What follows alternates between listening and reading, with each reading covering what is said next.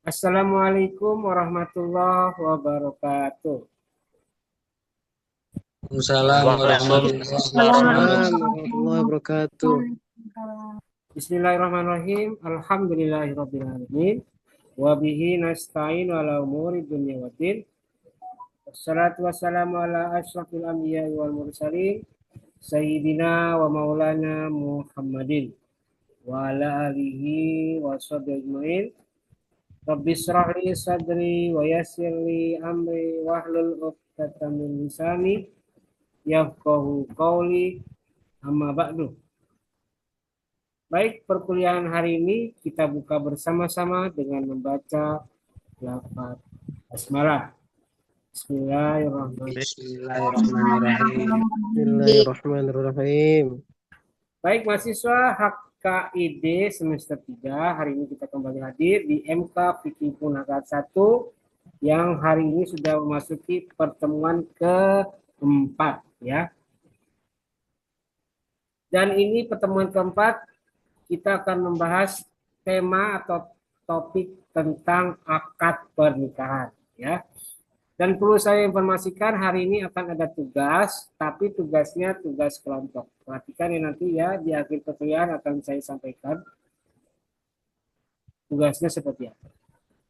Oke, baik, sebelum saya lanjutkan, saya beritahukan hari ini akan ada link absensi yang akan saya bagikan di chatroom Zoom meeting kalian masing-masing ya. Jadi segera dipersiapkan ya. Oke, saya tampilkan dulu ya sebentar.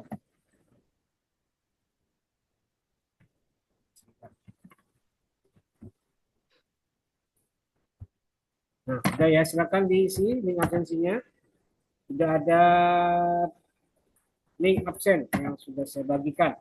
Silakan kalian mengisi absen dengan waktu secukupnya ya. Secukupnya. Silakan, yuk.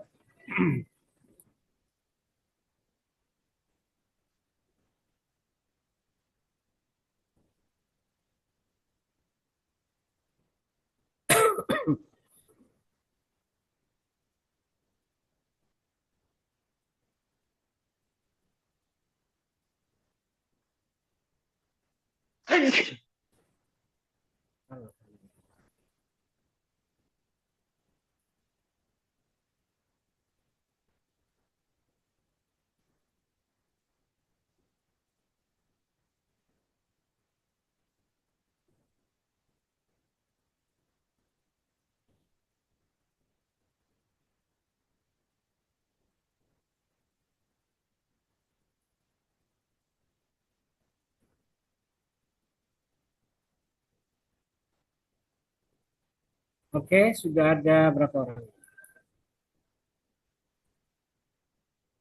Sudah ada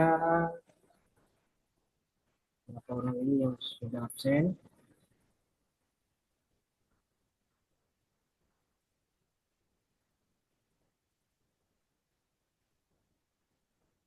Ada 10 orang ya yang sudah absen dan segera dilengkapi semuanya yang hadir hari ini. Dan yang belum dapat bisa lihat di link di Zoom chat room. Ya, sudah saya bagikan tuh banyak.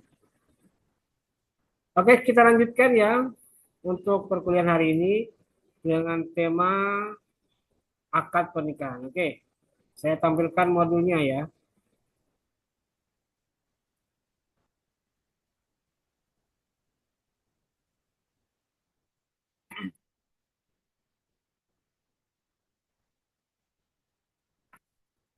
Nah, ini dia ya, akad pernikahan.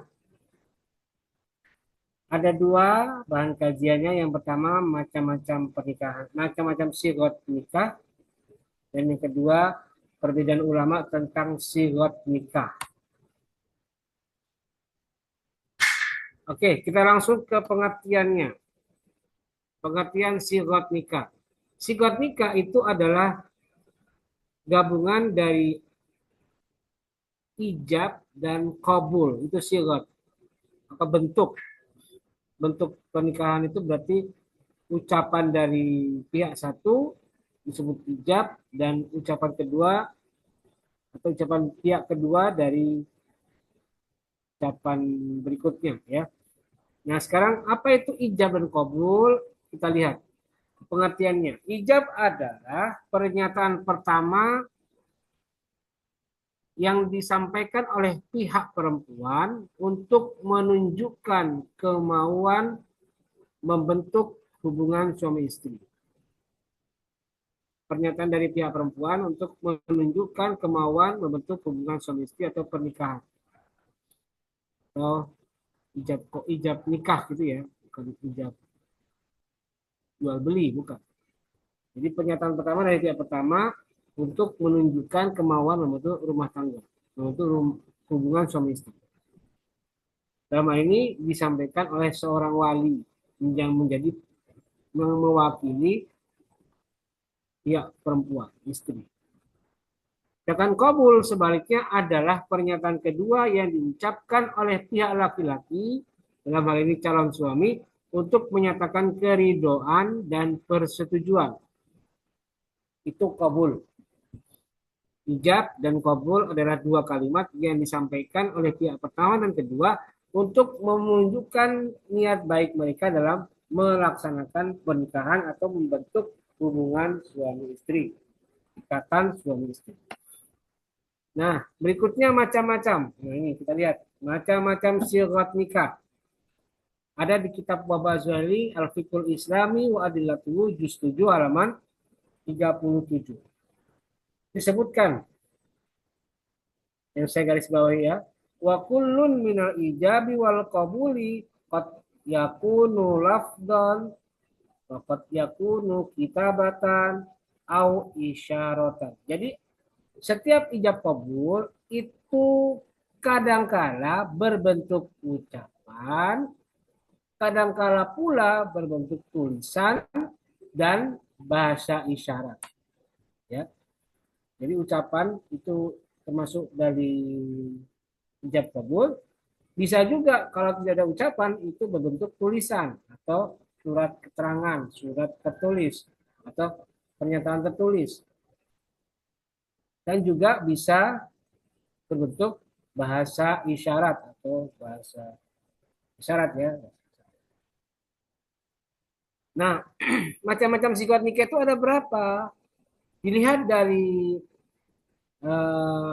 mayoritas penggunaan lafaz, tulisan dan bahasa isyarat, maka macam-macam sighat nikah itu ada 3 ya.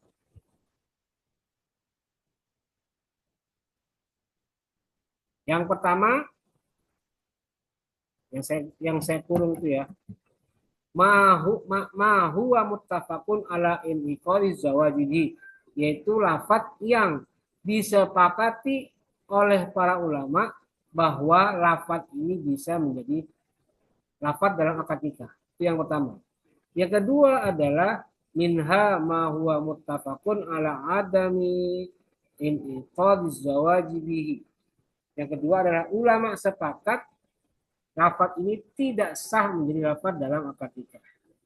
Dan yang ketiga adalah minha ma huwa mukhtalafun fihi, yaitu lafaz yang ulama berbeda pendapat apakah sah ataukah tidak menjadi lafaz dalam akad nikah. Nah, 3 ya. Apa saja itu yang 3 tadi? Kita bahas satu-satu. Kita mulai dari yang pertama di halaman 38 yang saya garis bawahi ya, perhatikan ya. Wa amal alfadul lati ittafaqal fuqaha'u ala inqadi zawajiha. Lafaz yang ulama sepakat lafaz ini sah bisa dipakai dalam akad nikah. Apa itu? Fahiya lafdu angkahtu wa zawwajtu. Lafaz angkahtu saya nikahkan, wa zawwajtu saya kawinkan. Lafaz nikah dan kawin itu bisa dan sah menjadi lafaz akad nikah. Yang kedua adalah wa amal alfadul lati ittafaqal fuqaha'u ala adami inqadi zawaji biha. Yang kedua adalah lafaz yang ulama juga sepakat lafaz ini tidak sah menjadi lafaz dalam akad nikah. Apa saja itu? Yaitu lafat fahyallati la tadullu.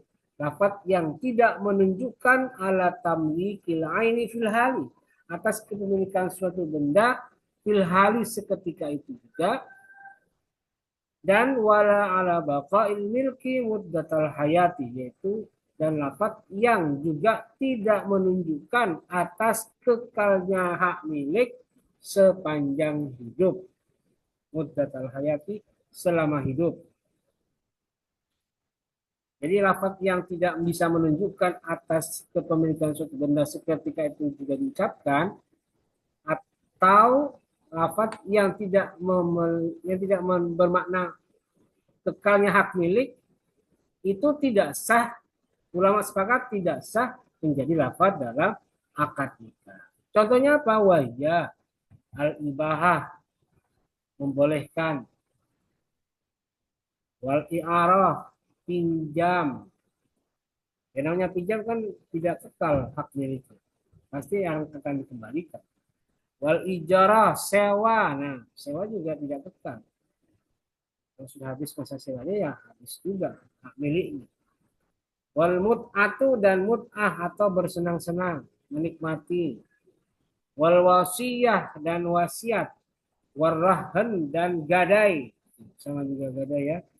Wal wadiah, dan titip, wanawa, dan nama. Jadi lafaz-lafaz ini ulama sepakat tidak sah karena tidak punya hak milik atas suatu benda itu, atau atas jasad atau badannya istri. Itu yang kedua. Dan yang ketiga adalah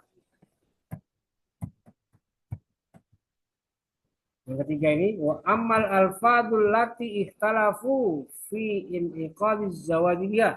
Lafaz yang ulama berselisih pendapat mengenai sah tidaknya lafaz-lafaz ini menjadi lafaz dalam akad nikah. Apa itu kalimatnya?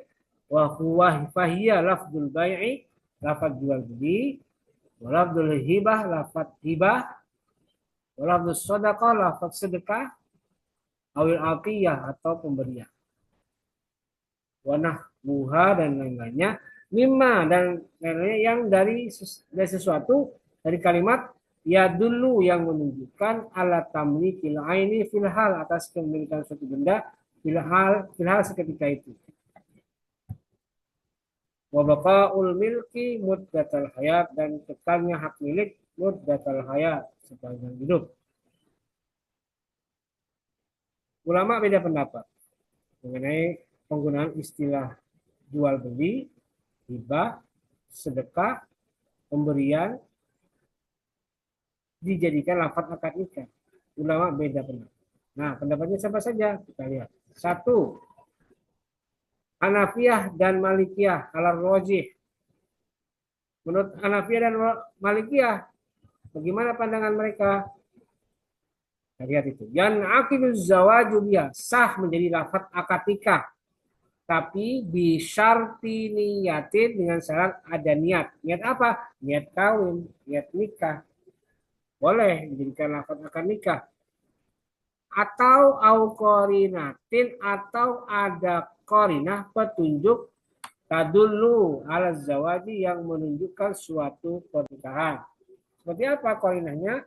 Kabayanil mahri, seperti menjelaskan atau menyebutkan mahar dalam akad.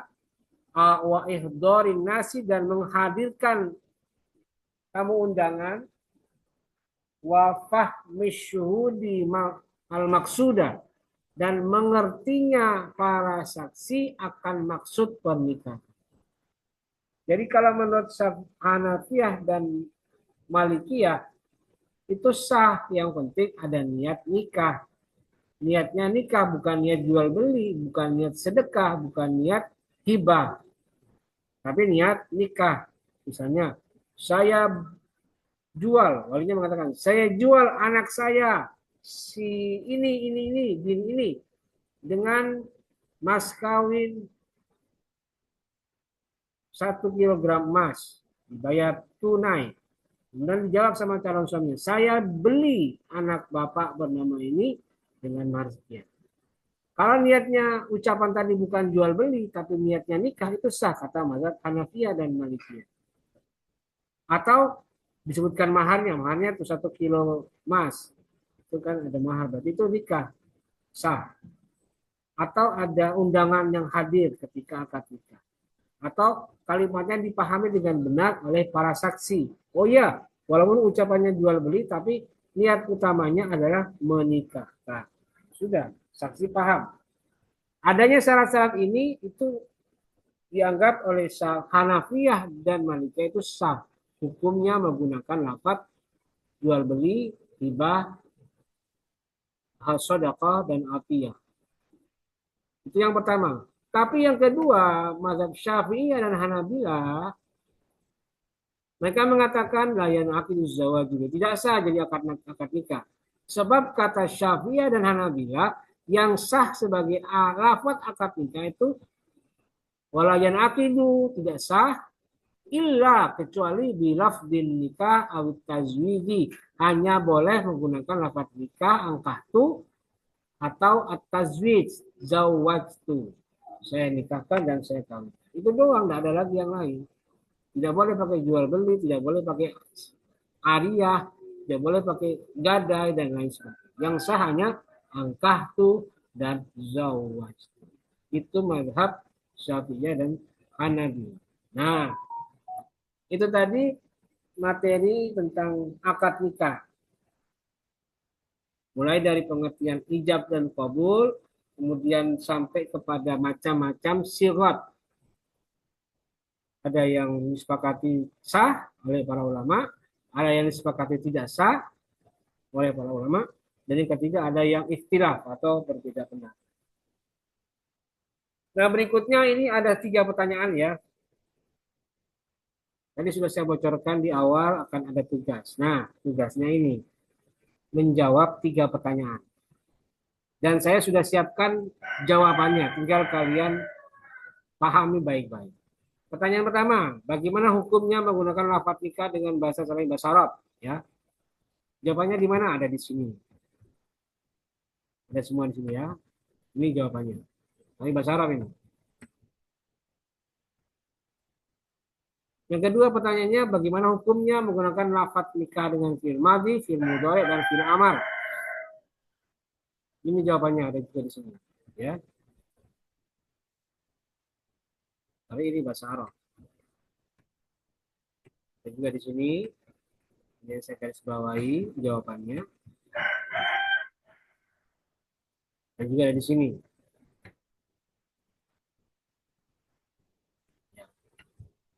Ya. Kemudian soal yang ketiga, bagaimana hukumnya akad nikah dengan tulisan dan bahasa isyarat? Ada jawabannya di sini. Di bahasa Arab.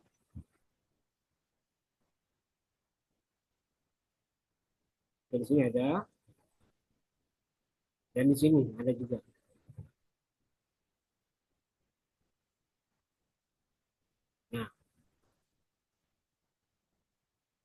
Nah, 3 pertanyaan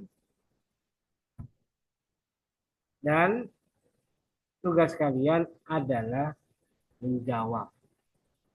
Dan tadi saya sudah bilang tugasnya tugas kelompok, berarti 3 pertanyaan tadi akan kalian jawab secara berkelompok. Karena itu tadi 3 pertanyaan berarti saya akan bagi kelas HKID ini menjadi 3 kelompok. Ya, bagaimana ketentuannya? Oke, sebelum saya lanjutkan, saya memberikan waktu kepada kalian. Mungkin di kelas HKID ini ada yang mau bertanya tentang materi yang sudah saya sampaikan atau seperti apa? Kalau ada saya berikan waktu sejenak dulu. Silakan, ayo. Enggak, sebelum saya lanjutkan. Ada? Tidak ada, Pak. Tidak ada ya? Oke, baik. Saya anggap selesai. Dan saya harap kalian paham dengan baik ya. Amin. Berikutnya saya akan tampilkan tugas seperti yang ada di GCR kalian. Oke, bentar ya. Nah, ini dia. Saya tampilkan.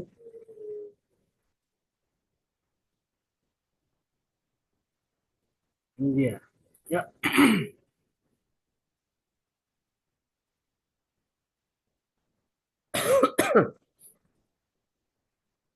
Nah, ini ya, kita lihat ya. Tugas 3 menjawab 1 dari 3 soal. Jawablah salah satu dari 3 pertanyaan berikut ini, sudah ditulis ya, 1, 2, 3. Sama tadi pertanyaannya. Petunjuknya, perhatikan. Dikerjakan secara berkelompok berdasarkan pembagian kelompok yang akan diatur pada lampiran. Nanti akan saya tunjukkan ya. Kedua, kelompok 1 mengerjakan soal nomor 1 ya. Kelompok 2 mengerjakan soal nomor 2 dan kelompok 3 mengerjakan soal nomor 3. Ketiga, hasil diskusi ditulis melalui MS Word dan jangan lupa dengan menyebutkan semua anggota kelompoknya masing-masing. Terus ada yang mau tanya, Pak, saya kelompok 2 misalnya kelompok 2, Pak, kelompok 2 ada 8 orang, Pak. Tapi, Pak, yang aktif mengerjakan tugas kelompok itu cuma 5 orang, Pak. Yang 3 bolos, Pak. Gimana, Pak, kebijakannya? Untuk kayak seperti itu, saya berikan hak sepenuhnya kepada kebijakan masing-masing kelompok. Artinya, kalau kelompok tidak redo, tidak rela, tidak bersedia menggabungkan nama-nama yang sudah disebutkan tadi, artinya tidak dimasukin semua, ya silakan. Silakan dikeluarkan. Kalau memang ada kebijakan setiap kelompok, masing-masing kelompok punya aturan yang aktif, yang hanya ditulis. Yang tidak aktif, dicoret. Nah, silakan. Kelompok 1, 2, 3 punya wewenang mutlak untuk menentukan kebijakan masing-masing kelompok. Silakan. Kalau ada yang itu boleh. Saya hanya membolehkan. Dan saya tidak intervensi. Silakan. Kalau memang kelompok, misalnya kelompok 1 ikhlas lillahi ta'ala, ya sudahlah, kasihan. Nanti kalau tidak digabungkan, terus dia gabung kelompok mana? Udah, gabungin aja dan. Oke, silakan. Ya, terserah. Jadi seperti itu ya. Saya akan menilai berdasarkan nama daftar nama mahasiswa yang ada di kelompok masing-masing. Saya tidak menyesuaikan dengan nama-nama kelompok yang sudah saya buat ya, bukan, tapi di tugasnya, di makalahnya yang saya lihat nama-namanya siapa saja, itu akan saya nilai. Nah, dari situ berarti tidak saya nilai, jadi nilainya kosong. Ya. Nah, yang keempat nih, perhatikan. Batas akhir pengumpulan tugas adalah 1 minggu, yaitu hari Senin tanggal 6 Oktober 2025 jam 7 pagi. Ya, jam 7 pagi. Nah, sekarang siapa saja nama kelompoknya? Nah, ini perhatikan ini. Lihat ya, baik-baik. Nah, perhatikan ya. Saya bacakan ya, biar nanti kelihatan dengan jelas. Kelompok tugas 3 kelas HKID. Masih lambat.